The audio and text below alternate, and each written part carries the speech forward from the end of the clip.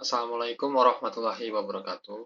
Perkenalkan, nama saya Sakif Rois Robani dengan NIM 0447158847 dari UPJJ Jakarta. Pada kesempatan kali ini, saya akan mengerjakan tugas 1 praktikum untuk mata kuliah algoritma dan pemrograman. Tugasnya adalah buat rangkuman yang bahan dan materinya dari internet. Poin A-nya algoritma dan dunia penggunaan komputer dengan minimal 5 daftar pustaka. Yang B, sejarah Java dan perkembangannya sampai saat ini. Dengan pemrograman Java dan software-software yang dibuat dengan bahasa pemrograman Java minimal 2 software. Berikut jawaban saya. Poin A-nya, pengertian algoritma. Definisi algoritma menurut para ahli. Keterkaitan antara algoritma dan dunia pemrograman. Pendekatan umum yang digunakan dalam pendesain sebuah algoritma. Jenis-jenis algoritma. Struktur algoritma. Kesimpulan. Terus ini daftar pustaka. Terus poin B-nya sejarah Java dan perkembangannya saat ini. Pengertian Java. Sejarah perkembangan dari Java.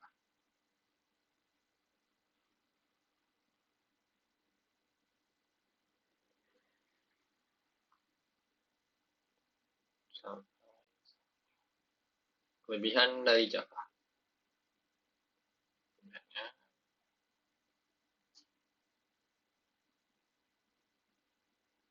Kekurangan dari bahasa pemrograman Java. Berikut adalah perangkat lunak terkenal yang dibuat menggunakan bahasa pemrograman Java, yaitu Apache, Hadoop, sama Eclipse.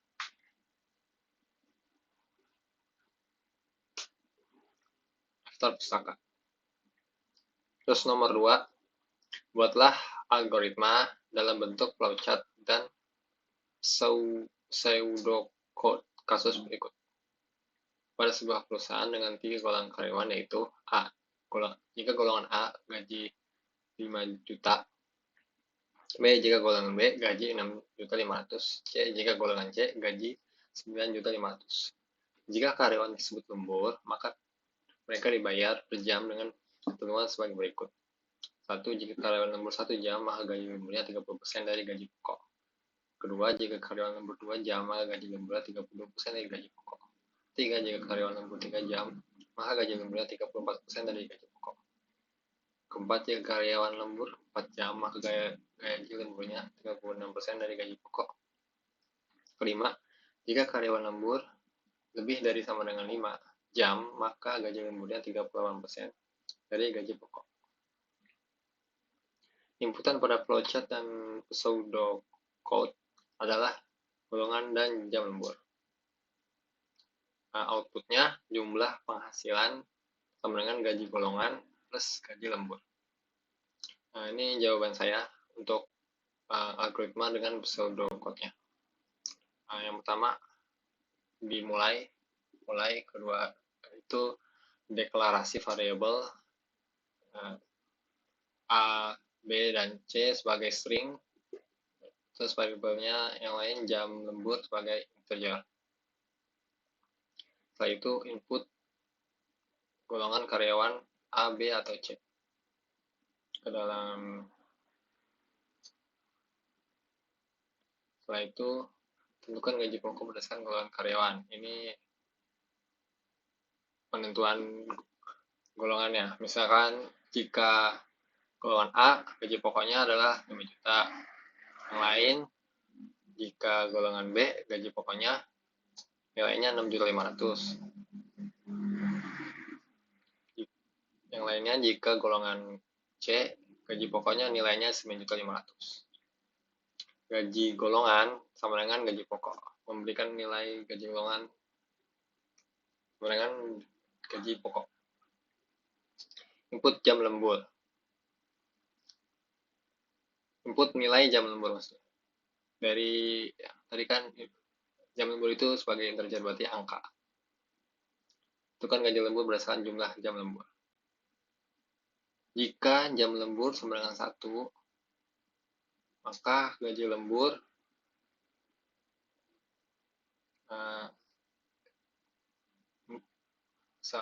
gaji lembur sama dengan gaji pokok dikalikan 0,30, tadi 30% ya. Yang lainnya, jika jam lembur sama dengan 2, nah nilai gaji lembur sama dengan hasil gaji pokok dikali 0,32. Yang lainnya, jika jam lembur sama dengan 3, nilai gaji lembur sama dengan hasil gaji pokok dikalikan dengan 0,34. Yang lainnya, jika jam lembur sama dengan 4, nilai gaji lembur sama dengan hasil kali gaji pokok dikali 0,36. Yang lainnya, jika jam lembur lebih dari sama dengan 5, nilai gaji lembur sama dengan hasil kali gaji pokok dengan 0,38.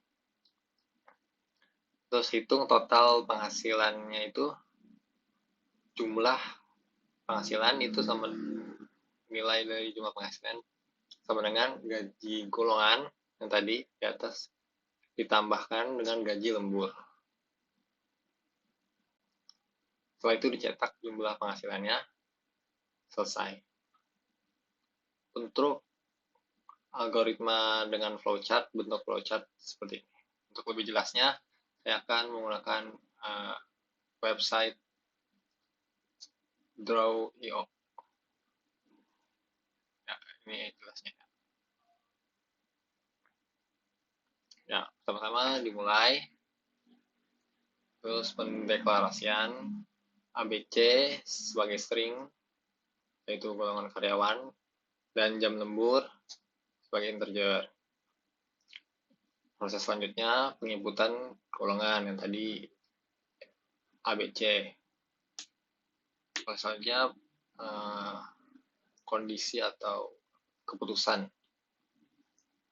Jika dimasukkan tadi itu adalah A, golongannya sama dengan A, maka gaji pokok bernilai 5 juta.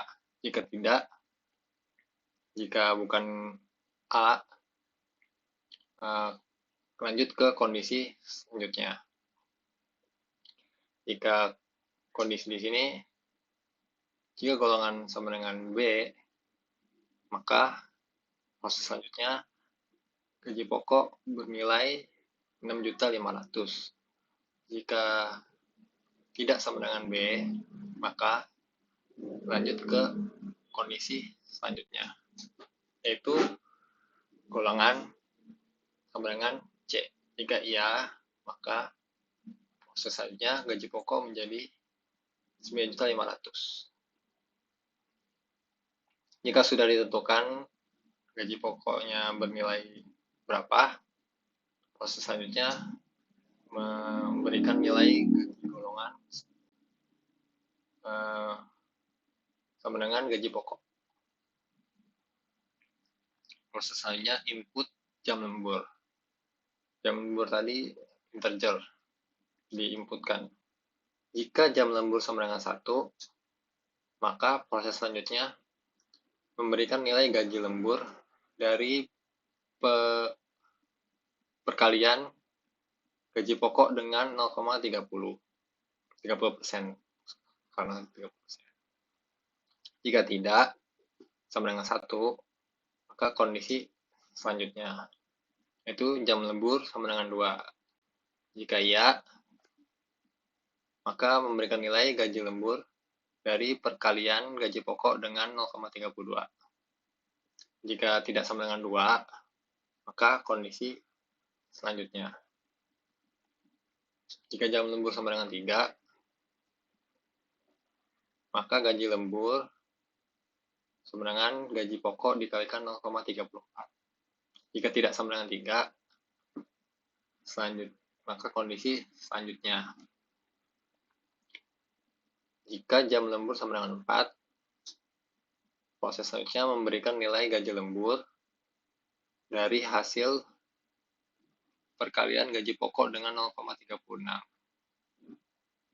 Jika tidak sama dengan 4, maka di kondisi selanjutnya jam lembur lebih dari sama dengan 5. Jika ia akan memberikan nilai gaji lembur dari hasil perkalian gaji pokok dengan 0,38. Setelah kita mengetahui nilai dari gaji lembur itu berapa, proses selanjutnya yaitu memasukkan nilai ke jumlah penghasilan dari penjumlahan gaji golongan yang tadi di atas dengan gaji lembur yang tadi dicari. Setelah diketahui nilai dari jumlah penghasilan ini, proses selanjutnya mencetak atau mengeluarkan nilai jumlah penghasilan. Setelah itu selesai. Prosesnya selesai. Ya.